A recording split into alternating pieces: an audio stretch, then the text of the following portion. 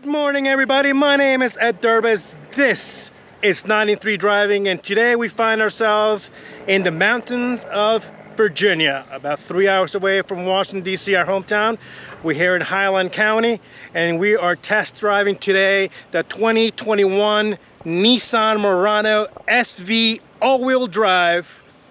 And let's see what she can do out here in the country with a 3.5 liter V6 engine and 240 pounds of torque with 260 horsepower for a car weighs about 4,000 pounds and tows about 1,500 pounds, which is not a lot in a segment, especially for a car that's in its mid-size with a 3.5 liter V6, where other cars, as we've tested lately, the Mercedes and the Audi with 4-cylinder turbochargers can tow a little bit more than this one. This one will propel from 0 to 60 in about 8.2 seconds, which is actually not that quick either. But let's see what she can do. One of the things, gripes that I always talk about in these Japanese cars lately is the CVT transmission. This one is actually not as noticeable. We'll take it through the hoops, through the country road, and see what it's like. But without any further ado, let's get the show on the road and see what she's like. All right, driving the 21 Nissan Murano here in the mountains of Virginia. We got her on drive for now. It's got pretty good pickup going up the hill. We'll see how she does around the twisties. I do have to give it credit. It does have ample power for driving around here. I'm gonna stick it in manumatic. We're in third gear. It doesn't have paddles on the steering, so you have to depend on the lever. We're in third gear going up the hill. We're about 3,500 RPMs. There's a little bit of engine noise, but it's not too bad. Switched it into higher gear now. There's no noise coming from the tires, even though it does have the all-season tires, due to the fact that it's all-wheel drive. And this car's meant to be able to go through snow and heavy rain, which is the main purpose of these cars, especially this mid-size SUV. It is wide, that is for sure. You can feel it is wide. But so far it's taking the turns pretty well. Do one gear down, get some more power. There you hear a little bit of the engine noise at 4,500 RPM. It's not too bad. Come around the turn. It's going to be a nice sweeper. Come around. No drama whatsoever. Sticks to the road.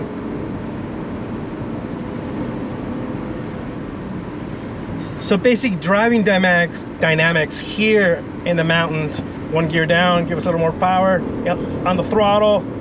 There we go. Come around this turn. Throttle, we stand second gear. Throttle, throttle, throttle. Off we go. Higher gear. Let's take it. Yep. So it runs pretty smoothly coming up the twisty roads.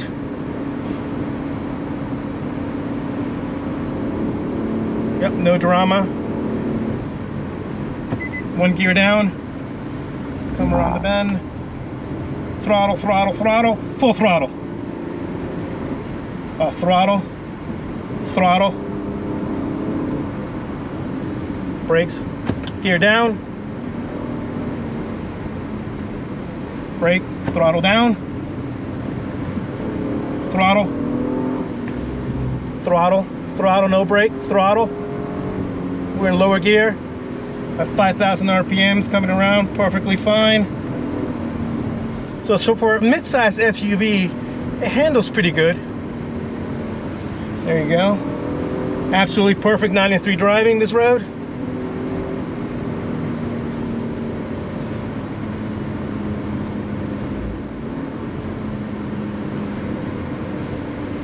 So there you have it. So running in these roads, it's pretty smooth. It's pretty athletic.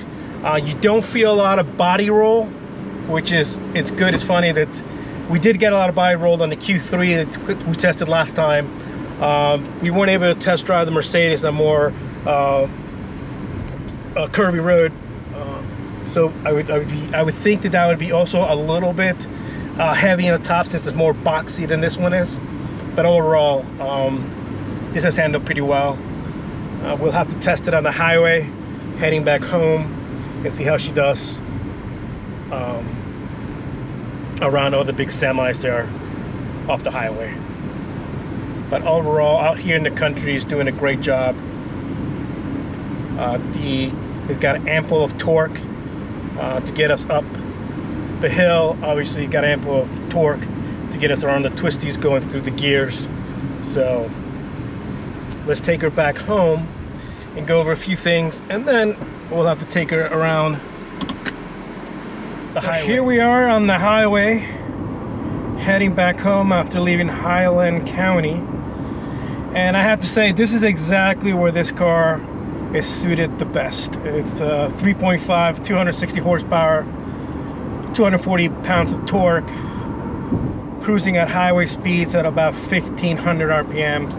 It's quiet, it feels pretty solid, it's got plenty of power to go ahead and merge or pass. So this is really just the best place for it. It did really well up in the mountains.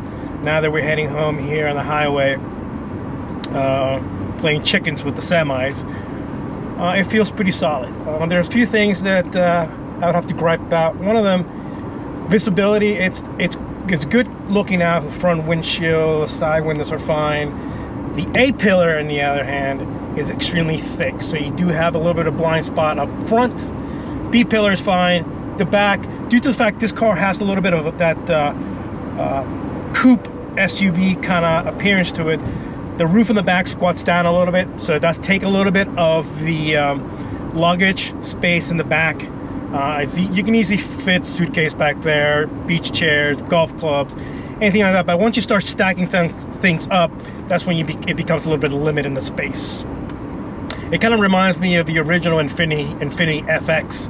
They had the same slooping kind of line, which I think they were the first ones to create this look.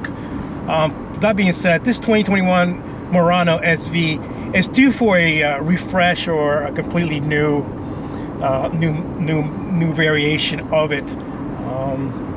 Nissan has had a little bit of they have kind of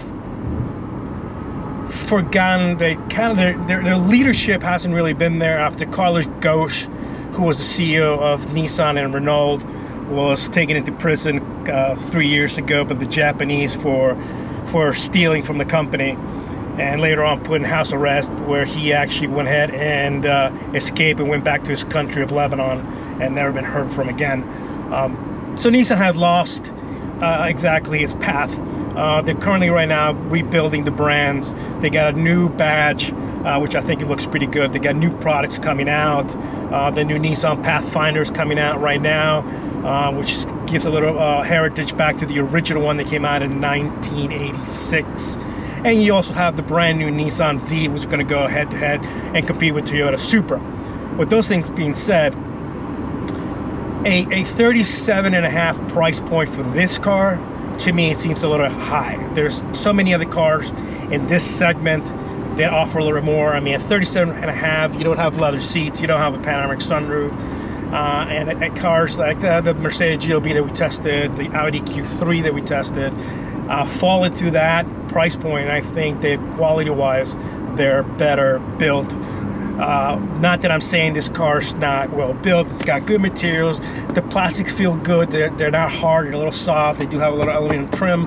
A little bit of stitching on the door trims on top of the dash. It gives it a little more luxury feel to it.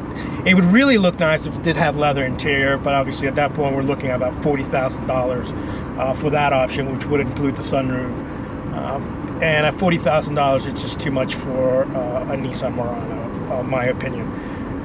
But riding here on the highway at cruising speed, it rides perfectly fine. Yeah, it's got the Apple CarPlay worked perfectly fine on the way to Highland County and on the way home. Dual climate controls, They're a little finicky, but once you get used to them, they're perfectly fine.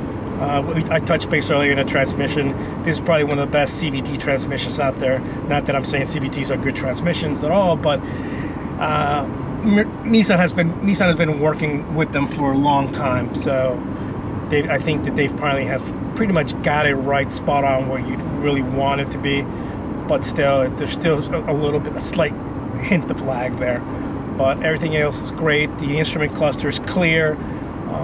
Old traditional analog gauges with small screen in the middle to give you the details that you want from the center screen. But overall, I think that the car has handled pretty well. It doesn't bring you that kind of like wow joy, like I have to buy this car, which I think is one of the things that kind of for me brings it a little bit down. It doesn't make you want to drive really fast on a regular basis.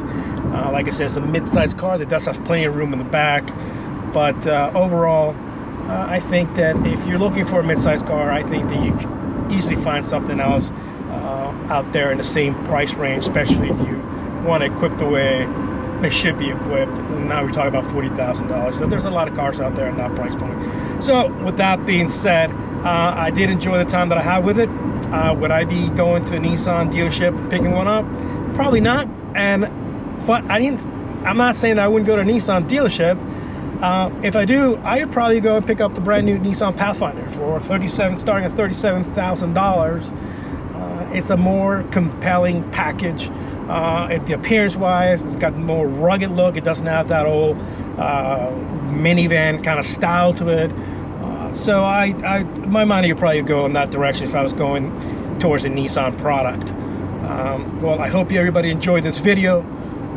We're heading home. We're close by. It's been a long day, and I hope you enjoyed the video. Like I said, please subscribe, hit the notification bell, share the video, do all those great things that help the channel, make the channel grow. It's extremely important to me. And I will catch everybody in the next video. And please stay safe. COVID's still here.